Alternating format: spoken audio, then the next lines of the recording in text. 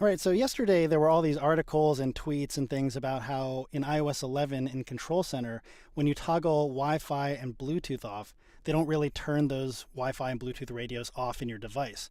Instead, they just disconnect you from your Wi-Fi network and your Bluetooth accessories, but allow you to continue to connect to other networks if you want to, or continue using accessories like your Apple Watch or your Apple Pencil. Now, some people were thinking this might be a security issue by not letting people know that you haven't really turned off your radios in your device, but let me explain how this is working. So it's true that when you don't have airplane mode enabled and you turn those buttons off, Wi-Fi and Bluetooth remain on. Now, the default mode in iOS 11 is when you enable airplane mode,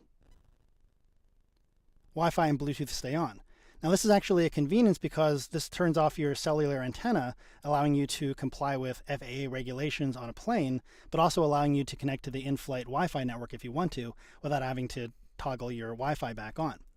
Now, while you're in airplane mode, you can still turn both of those radios off. Now, notice they have these slashes through them now. That indicates that the radios are actually off. So I can't connect to any Wi-Fi networks like this or connect any of my Bluetooth accessories.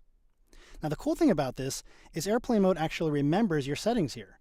So, for example, if I'm always flying around in airplanes, which I guess is the way we fly around, but I always use the Wi-Fi network with airplane mode on, now when I turn it off, you can see the radios come back on as we expect. But now when I go back into airplane mode, notice Wi-Fi stays on and Bluetooth turns off.